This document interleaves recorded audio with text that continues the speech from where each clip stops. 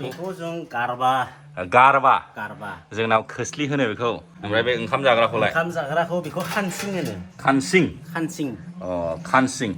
जोंनावबा थोरसि होनबाय आरो बेखौ बे ना साग्राखौलाय मा होनो बेखौ आदा जों बेखौ होनि होनो खोनि खोनि बेखौ उरान होनो उरान जोंना उवाल होनो उवाल उरान आरो ना नोंसिनाव माग्राफोरनाव उवालखौ उरान खाराहि जोंनाव साराय होनो साराय बेखौ जों दाला होनो आरो बेखौ दाला खुलुमबाय आदा दे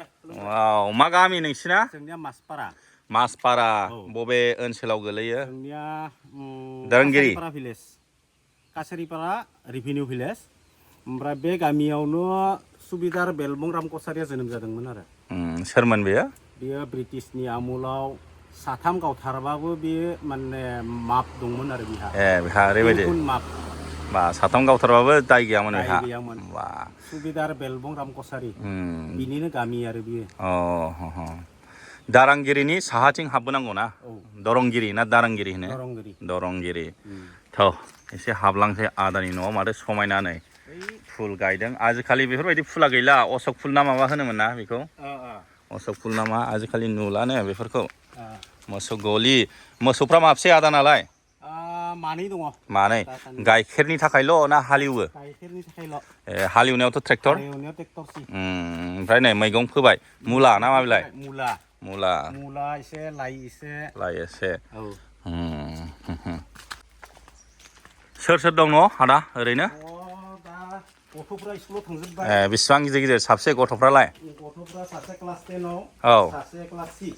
6 सासे आइ बुरि दङ बुरिबाय ट्रेक्टरबो दं माथो ट्रेक्टरखौ लाना दोनदों दासान्दियावथ' दाहोनाबो मोनला रुवाथिबो मोनला ओंखायनो ट्रेक्टरजोंनो हालेवो उफाय गैया टेक्न'लजिनि जुग जाबाय दा आजिखालि खारफानांगोन एसे न' बोराइफोरखौ देखायसै नै गोदोनि न' बोराइ फुराना बाख्रि नै बियो मा खालामोलै ट्रेक्टर बेबो माइ गायग्रा माइ गायग्रा मोजां जायो गायनाया मोजां जायो साक्सेस जादों ओमफ्राय रबार बागानबो दं नामा रबार एसे दङ बेसेबां बिगासो जागोन रबारफ्रालाय 15 बिगासो जागोन मैगं ना बेबो एसे मैगं लाइ ना मा बिलाइ ना मुला एसे दङ लाइयानो आरो मेचिनाव मिक्सिं खालामगासिनो ना मिक्सिं सानसेयाव बेसेबां ट्रे दिरुनो सानसेयाव दासान्दि 30-40 बिदि ओंखारदों आरो ना गवालपारा डिस्ट्रिक्टआथ' फेमास फुरा आसामाव राबारनि हाइस्ट प्रडाक्सन जायो आरो बे राबार गैयामोनबा मानसिया बुहुद आरो निखावरि जाबाय बेनो माने बेनो थांना थानायनि राहा थांनानै थानायनि गोबांथार मानसिफ्रा माने हाजिरा मोनबाय खामानि मावनायाव आरो माहाजोनाबो फाननानै मोनबाय आरो सोरबा फायखारि जाबाय एसे माग्राफोरनि रावखौ सोलोंसै बिसोरो माबा थोरसि लथाखौ आलदा बुङो माबा गारबा माबा खानसिंसा बेफोरबायदिनो गोबांथार सोदोब बाहायो आरो रिच भकेबुलारि जोङो सोलोंनानै लानांगौ मिथिनांगौ गोबांथार मानसिफ्रा मिथिया सोरबा मिथियो दा बेनि थाखायनो आदानि न'आव फैनाय जादों एसे सोंनानै लानोसै थोरसि लथाफोरखौ मा होनो खामफ्लायफोरखौ मा होनो बेफोरबायदि आरो खादौफोरखौ मा होनो बेफोरबायदि सोदोबखौ जिनिसफ्राथ' नै कालेक्सन खालामबाय माखासे जेसेबां दं दा आदानाव सोंनोसै नैबेनिफ्राय स्टार्ट खालामसै नामा आदा बे ना लाग्राखौलाय मा होनो नोंसिनाव जोंनिया खबाइ होनो खबाइ एखेयानो जोंनिजों एखे बिनिफ्राय बेखौ मुख्रा होनो मुख्रा खोबग्राखौ मुख्रा खबाइ मुख्रा ओमफ्राय बे ना गुरग्राखौलाय बेखौ जेखायानो होनो जेखाइ एखेयानो जाहैबाय ओमफ्राय नैबे माइ सौग्राखौलाय बेखौ गाहेन होनो एखेयानो बेखौ उरान होनो जोंना उवाल होनो उरान आरो ना नोंसिनाव माग्राफोरनाव उवालखौ उरान जाबाय आरो जोंथ' दा मिन्थिनो हाबाय उवालखौ उरान दा जोङो ओरैजाय फैनोसैलाय दे नैबेखौ बे ना साग्राखौलाय मा होनो बेखौ आदा जों बेखौ होनि होनो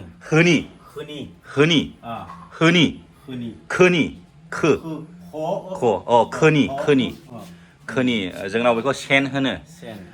ना साग्राखौ सेन होनो बेखौ सेन नोंसिनाव खोनि वाह ओमफ्राय दाना नैबेखौ फैदोलाय नैबेखौ बे औवाजों हेबनायखौ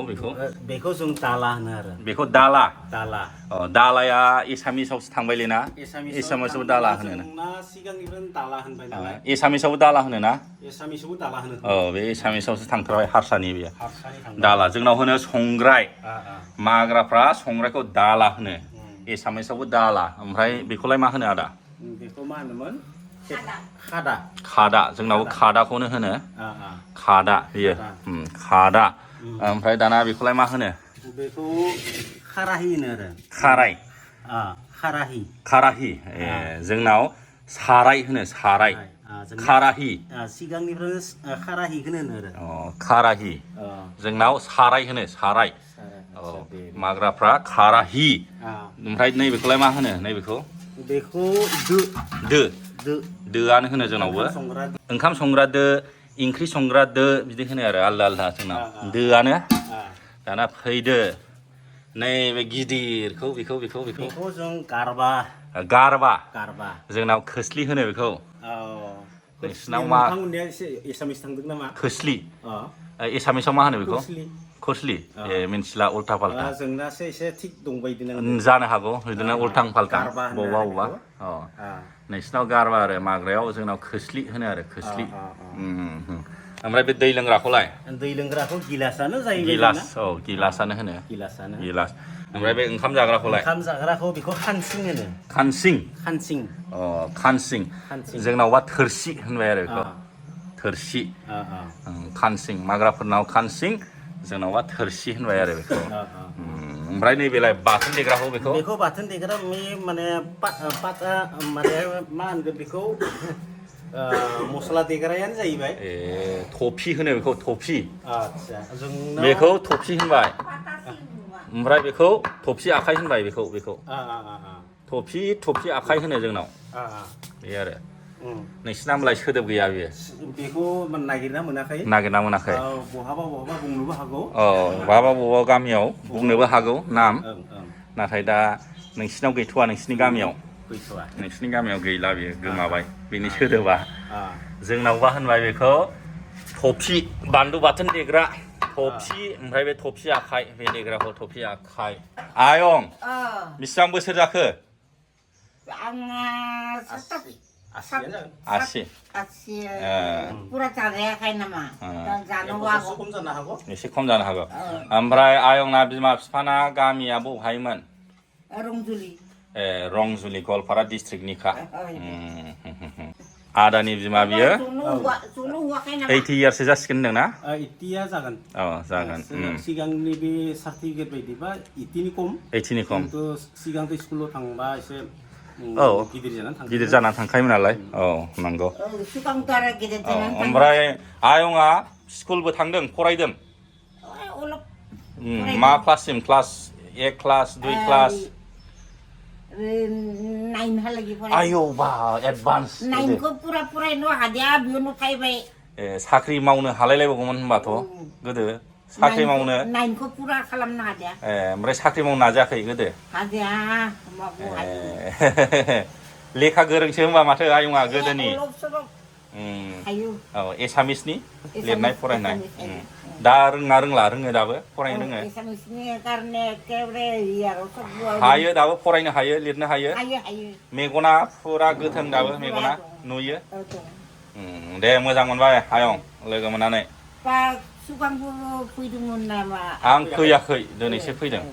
क'क्राझारनिफ्राय ओरैनो बेरायफैदों आंथ' आलासि फैनो खानानै सिखारबाय नोंसिना बुन्दा फैदों आलासि नङा सोलोंदों नोंसिनाव बिदिनो आलादा होनोना गुबुन रावफ्रा जोंना हरै क'क्राझार बङाइगावना आलादा जाबाय बरपेटाना आरो नोंसिना ओरै गवालपाराना खावसेया बिनिफ्राय खोनादों आदा गवालपारा डिस्ट्रिक्टआवबो माने रावा एसे आलदा जायो जेरै दुधनायनिफ्राय स्टार्ट लानानै रंजुलि दारांगिरि ओरैहाय धुपदारा कामरुप एखे जाबाय आरो माग्रा रायलायबाय बेनिफ्राय ओरै गवालपारानि ओरै सोनाबथिंबा जोंनि क'क्राझार बङाइगाव रायलायग्रा बायदि रायलायबाय बेफोरबायदि होनदों नंगौना नंगौ बे माने दुधनैयानो सिमा जाहैबाय आरो बे माग्रा रायलायनाया बेनिफ्राय धुपगोरानिफ्रा जों उन्दुनायखौ उरुनाय बिनिफ्राय जोंनि बेखिनियाव होनो बुरुनाय उन्दुनायखौ बुरुनाय उन्दुनाय उरुनाय उन्दुनायखौ ओमफ्राय बे खानायफोरखौलाय मा होनो बेखौ खानायानो ना अदालगुरिथिं खेनाय बेफोरबायदि होनो आलदा आलदा जोंनिथिं खानायानो होनो खिन्थु खानायानो आरो जों आलफ्रेड बिथांखौ आं गोसो गोथारै माने बरायबाय बिथाङा नै जा जोंनाव दङ आं बे बिजाबखौ देबेन कसारि बिथाङा लिरदोंमोन सरदार बाहादुर बेलबंराम कसारि बे बिजाबखौबो सोरनोबा नांगौबा बे बिजाबखौ लांनो हागोन दे लांगोन आं सोरबाफोर फरायनो गोसोबा फरायनो हागोन आरो एसामिसाव लिरनाय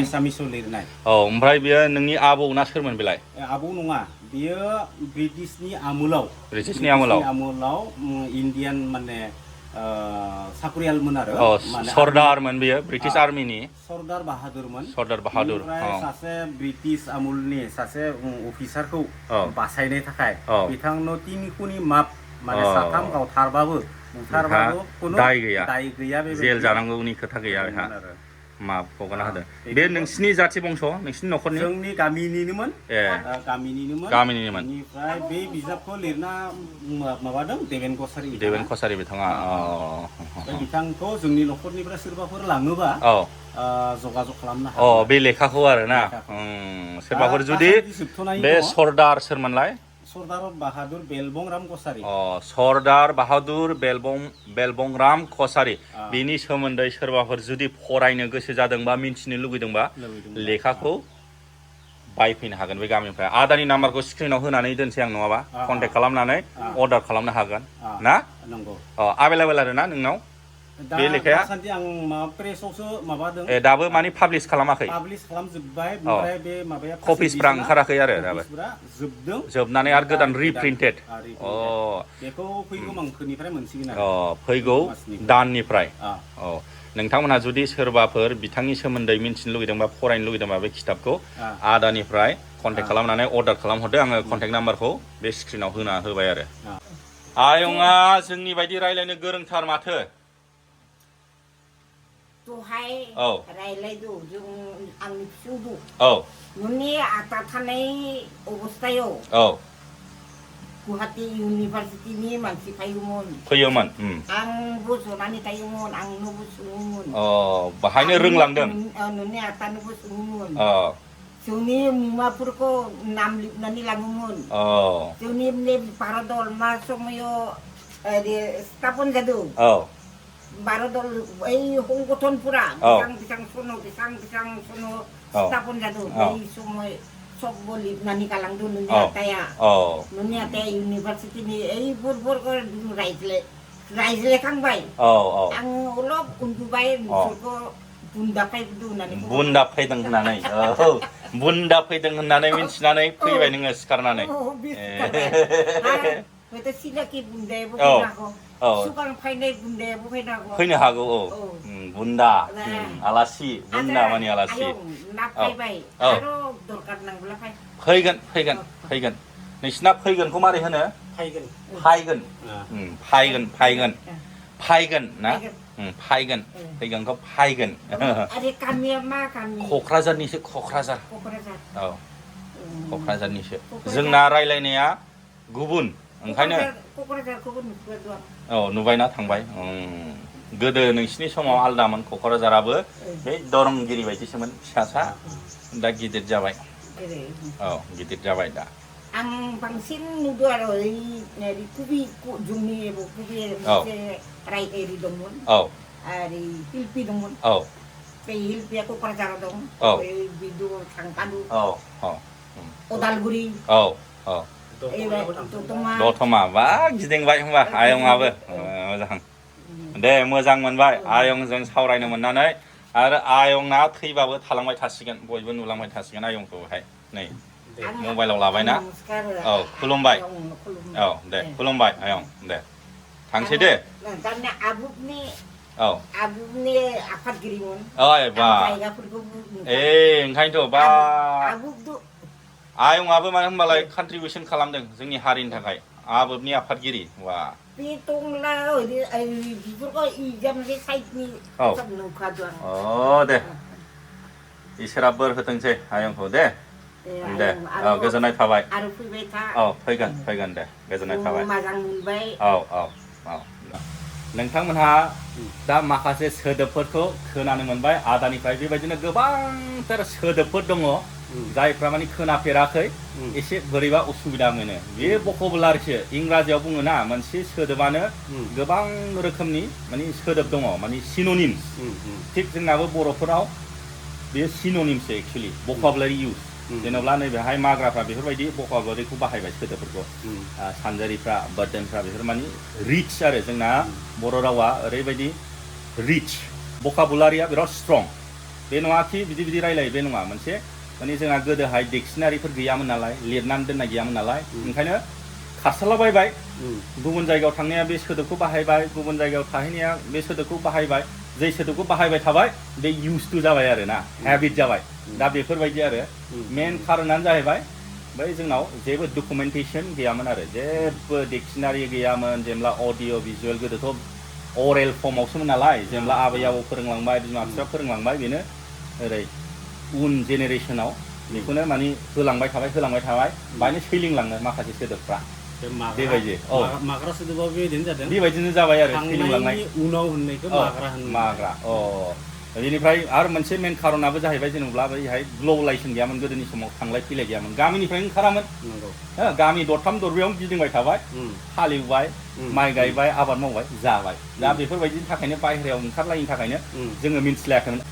बैथिं साइडनि बर'फ्रा मानो बेबायदि राव बाहायखो मानो बेबायदि सोदोब बाहायखो बेबायदिखौ जों मिन्थियाखै जेला जोङो ग्लबेलाइजेसन जाबाय गुवाहाटीयाव फरायनो थांबाय शिलंआव फरायनो थांबाय दिल्लीयाव थांबाय माहाबा हेन टेन साख्रि मावनो थांबाय होमबासो जों खोनालायबाय आरे नों बर'बाबो नोंसिनिथिं बेबायदि ना मिनिलायनाय जाबाय डिफारेन्स जाबाय बाहायसो जों मिन्थिलायबाय ओमफ्राय दाथ' जेनेबा जोंना रिटेन फर्माव दं अडिअ भिजुअल जेनेबा नोङो सिनेमा दङ मेथाइ दङ एलबाम दङ गोबां रोखोमनि ससियेल मिडिया दा लेंगुवेजआ इउनिफर्मिटियाव फैफिनगासिनो दं कारेक्ट वार्डआ बेफोरबायदिसो बेफोरबायदि आरो लासैनो माने खौसेथियाव फैफिनगासिनो दं आरो अब्ला आदानिसिम रोजा रोजा साबायखर बावनाय जाबाय गावनि बेसेन गोनां टाइमखौ दिरुननानै दिनै आंनि थाखाय बे माखासे बिदिखौ आइजेंफोरखौ देखायना होबाय आरो जोङो मिन्थिलायनानै लानो हाबाय माग्रायाव मा होनो जोंनाव मा होनो अब्ला गोजोनथोंसै आदा दे